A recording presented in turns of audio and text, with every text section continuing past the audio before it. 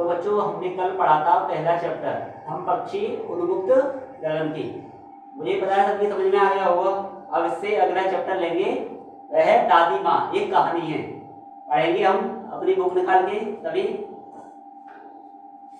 इसका लेखक है दादी माँ शिव प्रसाद सिंह। देखो, कमजोरी ही है अपनी, पर सच तो यह कि जरा सी कठिनाई पड़ते बीसों गर्मी बरसात और बसंत देखने के बाद ही मेरा मन सदा नहीं तो प्राय अनमना हो जाता है।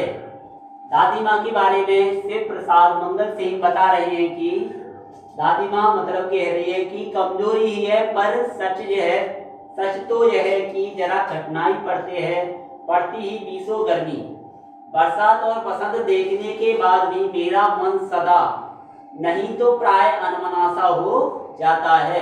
गर्मी इन मौसमों को देखकर दादी माँ का मन कैसा हो जाता है, अनमना सा हो जाता है। मेरे शुभचिंतक मित्र मुंह पर मुझे प्रसन्न करने वाली छुट्टियों की सूचना देते हैं, और जो मेरे शुभचिंतक मित्र होते हैं वह मुझे खुश करने के लिए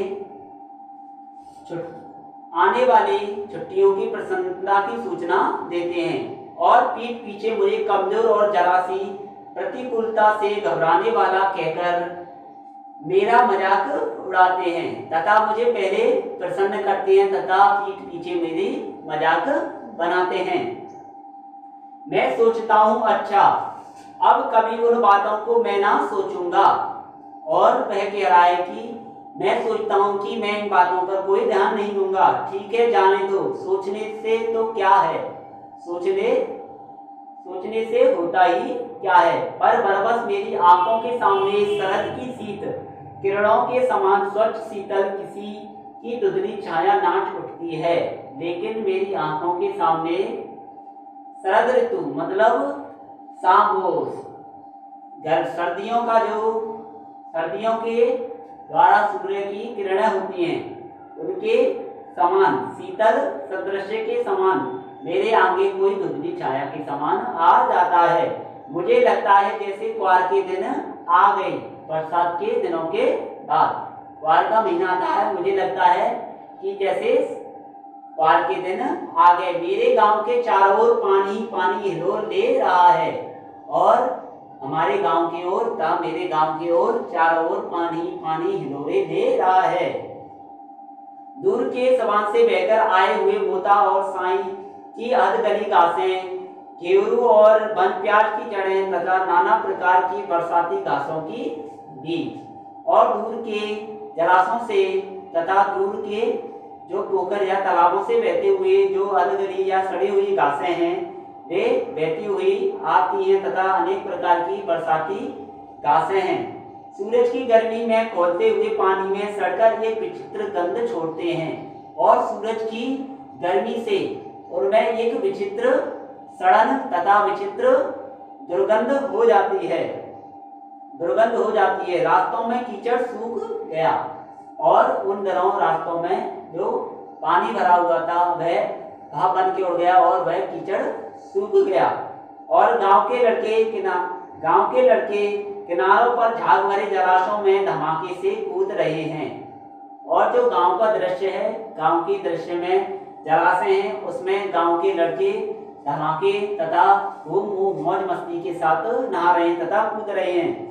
अपने अपने मौसम की अपनी अपनी बातें होती हैं, और शिव मंगल सिंह बता रहे हैं कि शिव प्रसाद सिंह बता रहे हैं कि अपने अपने मौसम की अपनी अपनी बातें होती हैं। आषाढ़ में आम और जामुन मिले ना मिले चिंता नहीं, अगहन में चिवड़ा और गुड़ ना मिले दुख नहीं, चैत के दिनों में लाई के साथ गुड़ की पट्टी ना मिले अफसोस नहीं, पर क्वार के दिनों में इस दुर्गंध झाग भरे जल में कूदना ना तो बड़ा बहुत बुरा मालूम होता है। मैं भीतर हुड़क रहा था, एक दिन ही कूद सका, नहा धोकर बीमार हो गया तथा मैं उसमें तालाब में जलाशय में दुर्गंध भरे जल में नहाया तो उसमें मैं एक दिन ही नहाया था, और मैं उसमें नहाकर बीमार हो गया। हल्की बीमारी ना जाने क्यों मुझे अच्छी लगती है, और लेखक कह रहे हैं कि हल्की बीमारी मुझे ना जाने क्यों अच्छी लगती है। थोड़ा थोड़ा ज्वर हो, सर से साधारण सर दर्द और खाने के लिए दिन भर नींबू और साबु हो, लेकिन इस बार मेरी चीज नहीं थी। ज्वर जो चढ़ा तो चढ़ता ही गया, रजाई पर रजाई और उतरा रात 12 बजे के बाद। दिन में चादर लपेटे सोया था। दादी माँ आई, शायद नहाकर आई थी उसी झाग भरे जल में। और लेखक कह रहा है कि दिन में मैं सोया था, चादर लपेटकर जब मेरी दादी माँ आई थी, उसी वक्त दादी माँ आई थी। दादी माँ भी शायद नहा के आई थी, किसमें? झाग भरे जल में। पतले दुबले स्नेह सने शरीर पर सफेद किनारी ही धोती, सने से सफेद बालों के सिरे पर सब टपके हुए जल की शीतलता। और जब दादी माँ नहाकर आई थी, उनके शरीर पर एक सफेद धोती थी और उनके बाल जल से भीगे हुए थे।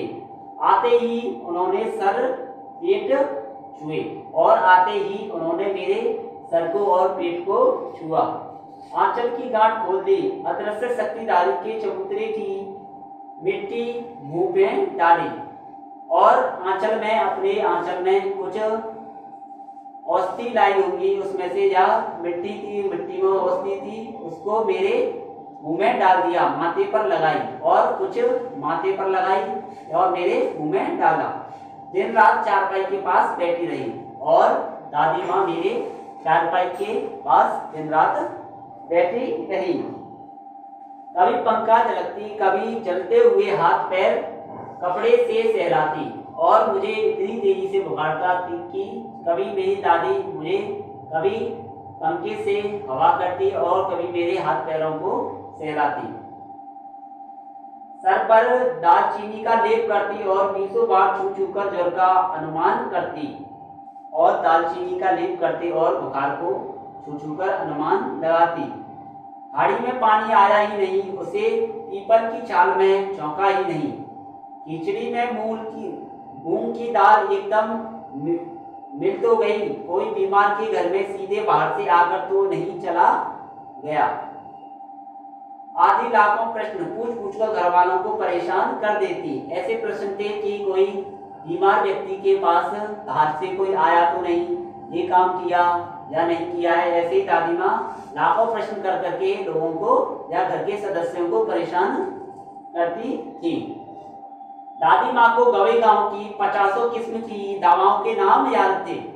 दादी माँ को अपने गांव के आसपास कोई गांव था गवई, उस गांव में दवाइयाँ मिलती थी। उन दवाई की किस्मों के नाम के 50 किस्मों के नाम याद थे। गांव में कोई बीमार होता उसके पास पहुंचती और वहां भी वही काम, हाथ छूना, माथा छूना, पेट छूना। अगर कोई बीमार होता तो दादी माँ वहां जाती तो उसके साथ वही करती, जैसे हाथ छूना, पैर छूना या माथा छूना। फिर भूत से लेकर मलेरिया, सरसाम, निमोनिया तक का अनुमान विश्वास के साथ सुनाती और उनको बताती कि तुमको ये बीमारी है, निमोनिया है, सरनाम है, मलेरिया है। उनको अनुमान के साथ विश्वास के साथ बताती। महामारी और विसूचिका के दिनों में रोज सवेरे उठकर स्नान के बाद लवंग और गुड़ मिश्रित जलदार गूगल और धूप। और महामारी के दिनों में वे लोगों के लिए बहुत सी औषधियाँ बताती, जैसे स्नान के बाद लवंग और गुड़ मिश्रित जलधार, गूगल और धूप। सफाई कोई इनसे सीख ले और सफाई में कोई इनसे सीख ले। दवा में देर होती, मिश्री या शहद खत्म हो जाता, चादर या गिलाफ नहीं बदले जाते तो वे जैसे पागल हो जाती। और अगर कोई इनकी बात को नहीं सुनता या कोई दवाई में लापरवाही करता तो एकदम ये पागल जैसा बर्ताव करती थी। बघाट तो मुझे अभी भी आता है, नौकर पानी दे जाता है, मेरा मेष महाराज अपने मन से पकाकर खिचड़ी या साबू, डॉक्टर साहब आकर नाड़ी देख जाते हैं। और पुरैन मिक्सचर की शीशी की पिटाई के डर से बुखार भाग भी जाता है और पुरैन तथा पिटाई की डर से बुखार भाग जाता है। पर ना जाने क्यों मेरे ऐसे बुखार को बुलाने का जी नहीं होता। और लेकर कह रहा है कि ऐसे बुखार को वापस बुलाने का मेरा मन नहीं होता है। आगे देखो, किशन भैया की शादी ठीक हुई, दादी माँ के उत्साह और आनंद का क्या कहना। दिन भर गायब रहती, सारा घर जैसे उन्होंने सर पर उठा लिया हो। पड़ोसने आती, बहुत बुलाने पर दादी माँ आती। बहिर पुराना मानना कार परोजन का घर ठहरा। एक काम अपने हाथ से ना करूं तो होने वाला नहीं है। मतलब सारी जिम्मेदारी दादी अपने ऊपर लेती थी कि अगर कोई काम मेरे हाथों से होता है तो होगा, नहीं तो वह काम अधूरा रह जाएगा। बहन पुराना मानना कार परोजन का घर ठहरा। ये काम अपने हाथ से ना करूं तो होने वाला नहीं है। जानने को जो सभी जानते हैं कि दादी माँ कुछ करती नहीं है, पर किसी काम में उनकी अनुपस्थिति वस्तुतः विलंब का कारण बन जाती है। लेकिन सब जानते हैं कि दादी माँ कुछ नहीं करती हैं, लेकिन उनकी उपस्थिति में सभी कार्य होते थे। अगर वो उपस्थित नहीं होती तो सभी काम रुक जाते थे। उन्हीं दिनों की बात थी कि एक दिन दोपहर में मैं घर लौटा। बाहरी निकसार में दादी माँ किसी पर बिगड़ रही थी और बाहर किसी औरत पर दादी माँ बिगड़ रही थी। पास के कोने में दुबकी रामी की चाची खड़ी है। जब मैं बाहर से लौटा तो दादी माँ किसी पर बिगड़ रही है और पता चला कि पास में खड़ी रामी की चाची है। सोना होगा धंधो, रुपए में सूद के आज दे दो, तथा जो ब्याज के पैसे थे वो मुझे आज ही चाहिए।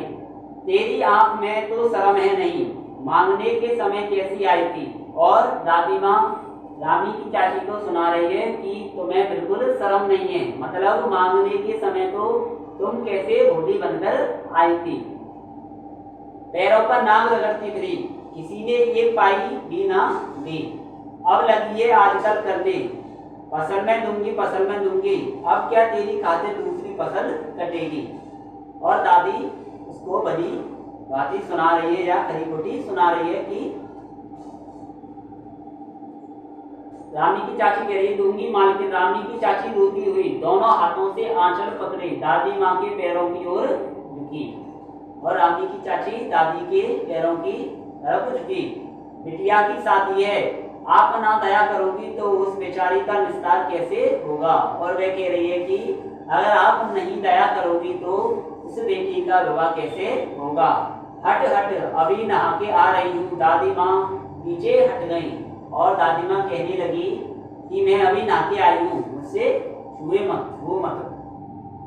जाने दो दादी, मैंने इस अप्रिय प्रसंग को हटाने की गरज से कहा। बेचारी गरीब है, दे देगी कभी।